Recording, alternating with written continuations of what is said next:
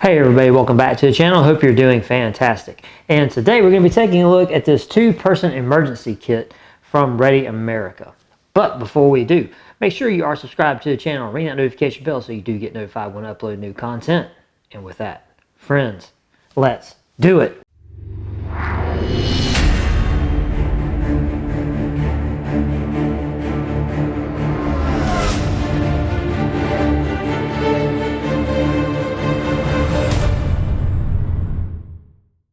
Okay, so we're back with another pre-made emergency disaster, kit, right?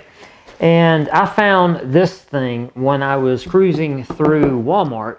It was in like kind of where the hardware stuff is, and it was on not even an end cap. It was just kind of stuck out in the middle of an aisle.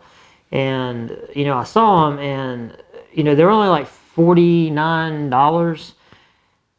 So I just decided, well, hey, I picked it up, and it kind of gives it away because the picture here depicts everything that you get in it. And when you fold it up here, it gives you a wrote out list of all the components, and then it gives you an expiration date of 5/20/27. But the thing that kind of struck me about this little bag was that it's very small. Like, this is something for a child. I mean, look at this. 2 of my hands, right? And let's see. Okay, just for example, okay, just for illustration purposes only. This is my Death Dealer Tactical backpack, okay? And look at the difference. I mean, look at the difference. This is a big difference of size in between both of these bags. And so I was, my curiosity was kind of piqued about this, although the bag does have shoulder straps, and it does have a handle up here, and the bag itself feels like it's,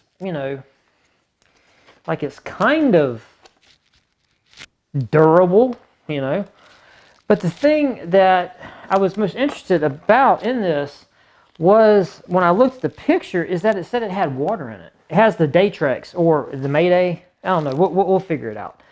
But because that's always sort of a thing, when you build these bags, everybody has their own thought process. Now, the reason why I thought this was a very interesting product was because of the water. You're carrying your water.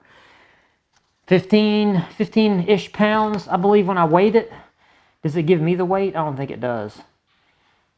It does not. It does not give me the weight. But I weighed it, and I think it was around 15 pounds. Okay, so it's not light. And if you're interested in them, you can go to their website at readyamerica.com, which is easy enough. But the reason why this got me thinking was because of the train derailments and all the stuff that happened and that went up in the atmosphere. And these things, these contaminants that were released into the atmosphere, the first thing they did, they settled on the ground, including the streams in the water. So if you have a situation like this that happens, and you need to go into your bug out bag, and you don't know, let's just say it is something like this, something that causes you to have to get out of Dodge. But let's couple that with some event like one of these, real bad train derailments, or just something like that. It doesn't have to necessarily be that, just something like it. And all you have, you're relying on your ability to either have in your cooking kit, you're going to boil water. Well, are you really going to trust that? Or a life straw? Are you going to trust that, yes, it can filter out the things that can the biological things that can make you sick? But what about these chemical, like if there was a chemical release, right? Are you going to trust that? Are you going to trust that filtration? I'm no chemist, I have no idea, so I thought this was real interesting. And, in some other survival bags that I've gotten in the past, they've had these little packets of water, which we're going to get into here. But anyway, that's why I thought this was interesting. That's why I wanted to get it and bring it to you and get your thoughts, because that's, you know, it's something that when you think about preparedness and you think about all of these situations that could arise, right? Is that something that you've even considered? Is that, yeah, you can get out of Dodge with all this freeze-dried food because it's light, because it doesn't have the water in it, but you have to supply the water, and you're just relying on a life straw or a growl filter, or, you know, whatever. You know, you're relying on some kind of filtration. But do you know, will that filter outside the biological agents, would it filter out a chemical, things in a chemical spill? Don't know. Don't know. You know, I don't know. I'd like to rather just be carrying the water like this, because I know it's not contaminated. I know, you know, there's nothing wrong with it. So that would be something, right? Okay. So anyway, without further ado, let's get into this. The little front pocket here, and that's the only pocket that this backpack has outside of the main interior compartment. And in it, now keep in mind too, as we go through this is for 2 people, not just one. This is for 2 people, or at least that's how it's sold. Okay, so we're going to see, hopefully we're going to see a lot of duality. We're going to see a lot of pairing of equipment and products. So we're starting with 2 of these survival blankets. These are probably just aluminum or mylar. I'm assuming they're mylar.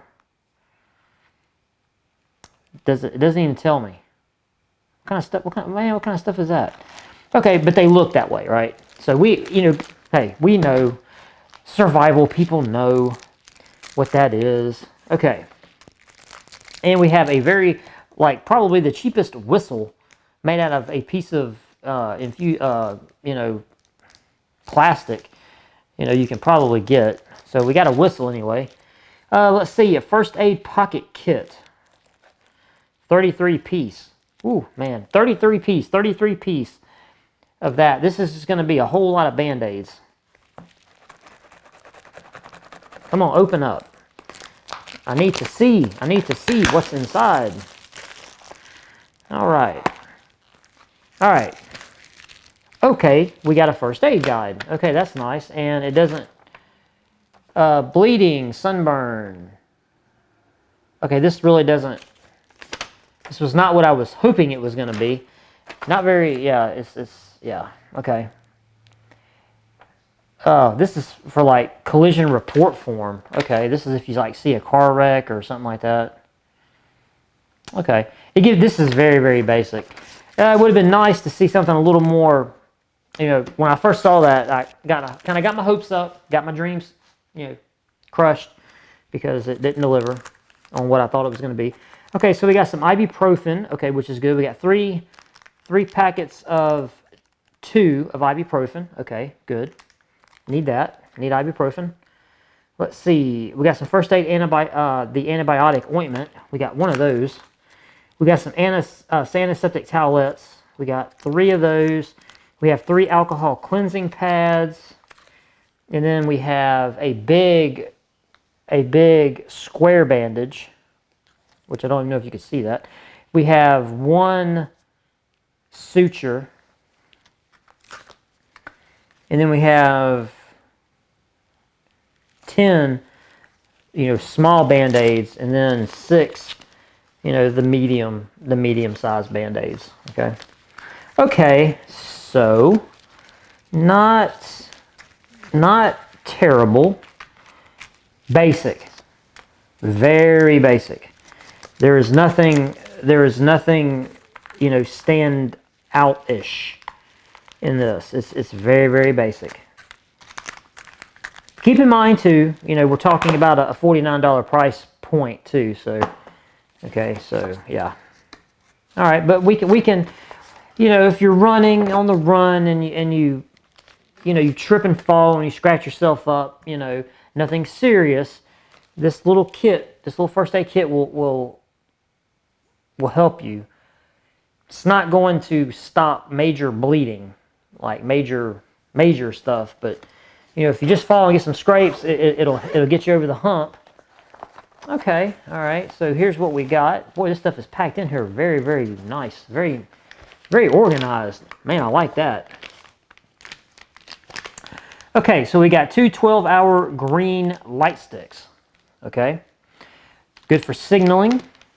Okay, along with the whistle, so we can get some people's attention. And very important, we have some mask and some gloves, some just nitrile gloves and two masks, which are going to be good in case we're dealing with any type of airborne. Now, I don't know what, these just look like some, cheap cloth stuff, so it's not going to give you a very high level of protection, but it will keep you from inhaling bigger particulates in the air, which will cause, especially if you're having to traverse an area, it won't depress your respiration. So that's good.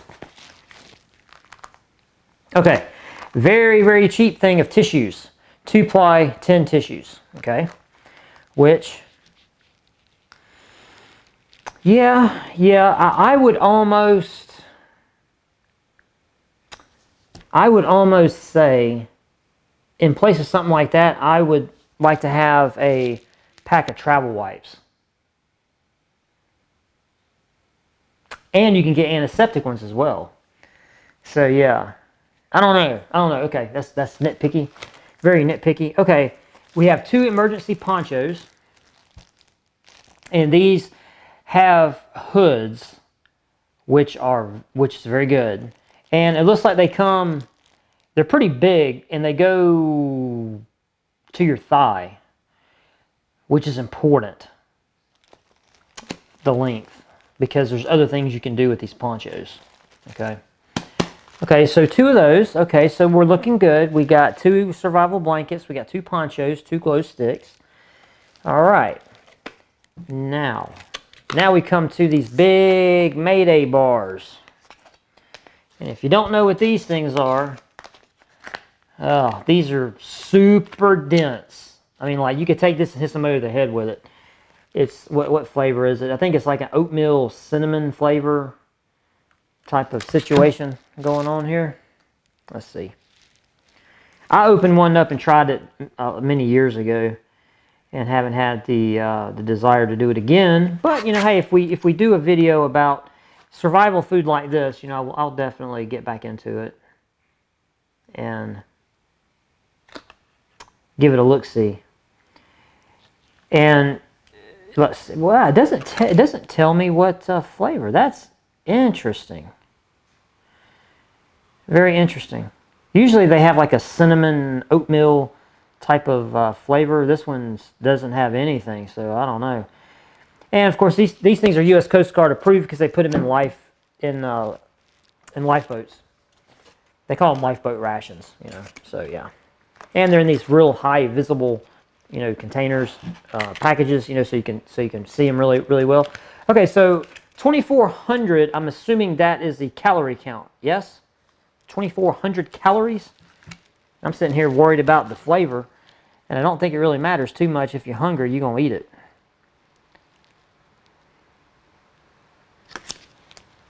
Okay, I'm just going to assume it's 2,400 calories. Yes, 2,400 calories. Each 18-ounce packet contains 6 400-calorie Mayday food bars, providing a total of 2,400 calories. Okay, so for two people, I don't want to add it up because one person is going to take one person is going to take the other. So 2,400 calories will get you, do they tell you how long this is for? Wow, 3 days. They're thinking you're going to go 3 days. Whoo, man, that's 800 calories a day. Okay, 800 calories a day. If you're not exerting yourself, yes. Yes, that's within the realm of survival, definitely. But that's with you not exerting yourself at all. Or very, very, very limited, minimal exertion. So yeah. Okay, and this is going to be our little box full of all the waters. And I have a lot of these from a subscription box that I used to get. And these things are very good. How much are they? These are 4.225 fluid ounce. Or no. Yes. 125 milliliters. Yes. 4.225 fluid ounces, 125 milliliters. Okay, so they're warning you on the instructions here, they're wanting you to consume 4 of these a day, which is interesting, per person. 4 of these a day per person. So that means if this is what'd I say? 3 days? Well, there's not enough. How many of these is in here? Do I have to count? There's 12. Okay, so there's 12. Wow. So literally 2 people can only consume 2 of these a day. Okay, so already we have a sort of a logistical problem with the emergency kit being for 3 days, especially if they're wanting you to consume 4 of these a day for 3 people. Man, so that'd be 24, and they only give you 12, so you'd have to cut the water consumption in half. Okay, so anyway, but like I said, the thing that got me thinking about this was, you know, my YouTube video viewing and about everything, you know, current events that are going on in the world and here in the U.S. with these train derailments, you know, and things that are happening around our country. And I saw this and I thought, yeah, that's you know, carrying your water is not optimal because of the weight. The weight's going to get you over time, which again, you know, leads into like this particular kit right here, even this kit. What do you think about this kit? You know, hit the comment section and let me know what you think about this kit. Because one of the things that I love to do with these kits is I like to approach it from the standpoint of the thought process, right? The thought process that went into picking these particular components for this kit. Because people that, you know, are into prepping, I don't want to call them preppers because I don't really consider myself a prepper. I'm into preparedness. If you want to call me a prepper, so be it. But I have a certain situational needs, you know, for me that are not going to be the same for somebody else in another state, up north, in New York City, right? If you live in New York City in one of those big high-rise apartment complexes, you know, my needs and your needs are going to be completely different in a just blanket emergency situation. Our needs are very different. Because where I am, you know, location is key to me. When you build a kit like this, the main thing you need to think of, and I'm going to divert this video, so just buckle up, okay? And when you think about being prepared for something, the 2 places that you spend the most time in your life, home and at your job. You combine the time you spend at those 2 locations, that's the bulk of your life. Home and your job. So the question for me, and this is how my thought process works, and yeah, I'm hoping that this maybe spurs you to think, and maybe you'll think the same way that I do. What's the distance between where you work and your home? What are the obstacles that, let's say you had to get from work to home without your vehicle? Could you do it? Could you go to your vehicle, and let's say for whatever reason, roads impassable, vehicle disabled, whatever. But say you've got your bag in your vehicle that you can get it out to go. Now, what are you going to have in that bag for where you live at your job to get home? What are you going to pack in that bag? And why? And I'm going to tell you something else that really opened my eyes up. I ride a mountain bike. And one of the things that really sort of made me think about things differently is when you drive home, like from your job, okay, and you see the road, and you see it only from the vantage point of your vehicle, going, 40, 45 miles an hour. That vantage point changes when you are now on a bicycle or even walking. Things can start to look different. You can get lost, believe it or not. It's easy to get, I don't want to say disoriented, but you're seeing things from a different vantage point. You're seeing intersections, you're seeing, roads from a different vantage point on foot than you are in a car. Just by the mere passage of how fast you're seeing these things. And it's very easy to misunderstand, to completely confuse. Oh yeah, sure, my work in my car from my house to my job, it only takes me about 7-8 minutes, right? But how long would that take on foot? How long would that take? What if if I was trying to do it if I was trying to traverse that distance in a more stealthy way? If I really had to not just make a beeline, from my work to my home. If I had to be tactical, if I had to pay attention, if I had to do threat assessments, and maybe even concealment, well, that's going to prolong the time. Could I still make it in a reasonable amount of time? That my kit maybe wouldn't have to have, things for shelter, or it's just strictly things to get from point A to point B. And that's the kind of things that my mind just turns on and goes crazy with when I open these pre-built bags. A bag like this. Are they the person that built this, were they thinking that you're not going to be at home? That you're not sheltering in place? Because they give you ponchos. Are they assuming that, this is an assumption that you are forced out of your location. And that's not always going to be the situation. Survival blankets. This is a pretty big assumption to make that you're going to need these.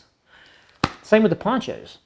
What if this is something where you are sheltering in place? And to me, this is what has warped me from watching, dystopian, apocalyptic dystopian movies, like World War Z.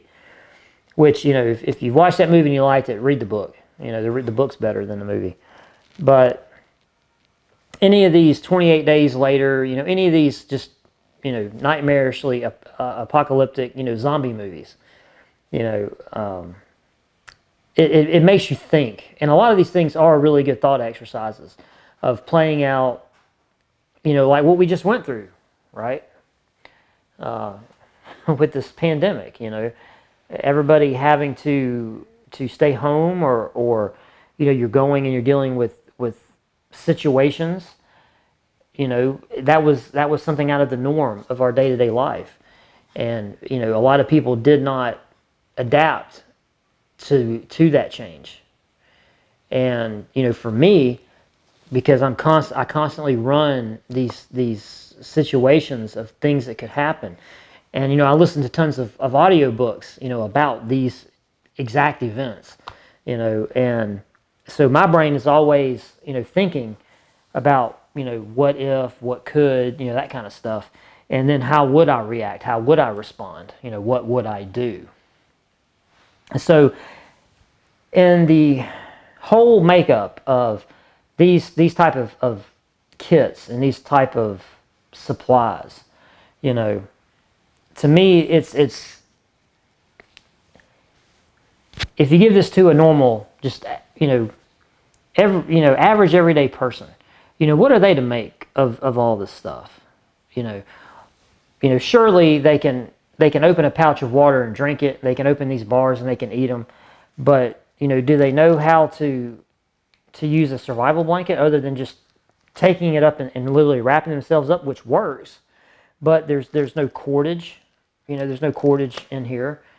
Taking somebody that's really into preparedness, man, we can go down a rabbit hole of the deficiencies of this that you see on this table. And that goes into another, area that my mind just goes off on. Who is this made for? You know, who is this kit? Who is it, you know, put out there for to buy? Well, this is going to be put on an end cap in a store for a responsible person who's going to be just shopping. They're going to look over and they're going to see, you know, they're going to see this, you know, Ready America, right? With this on it. And they're going to say, oh man, this is a two-person emergency kit. And that person immediately is going to say, well, you know, hey, I've got a girlfriend or a wife, you know, or whatever. And they may buy this for $50. And what this does for them, you know, it gives them that sense of security. And to me, you know, looking at, because I've taken people camping that have never been camping before, you know, when I used to go climbing, and it never ceased to amaze me, the thought process of people that have never been in the woods and never been camping, what they bring, the stuff that they bring. When you tell them, hey man, we're going to be 3 nights in the woods, out in the middle of nowhere. Like, we're going to stop at a gas station 45 minutes from where we're going, and there's nothing. We're going from a hole-in-the-wall gas station 45 minutes into the woods, and there's nothing. There's no running water. There's nothing. And we tell them that. And the stuff they show up with and the stuff they don't show up with, it's almost comical, you know, the thought process people have when it comes to stuff like this. And when you have a person that's going to see this and they buy it thinking, okay, well, hey, I'm being responsible, you know, and I'm going to buy this kit out of a sense of responsibility. But does this really meet their need? Is this a false sense of security? You know, is this thing a glorified, commercialized whoopee? You know, a blanket that just makes you, you're going to take this and you have a hall closet, right? You're going to just take this bag and throw it in that hall closet and think, hey, I'm good. You know, I've got my emergency supplies.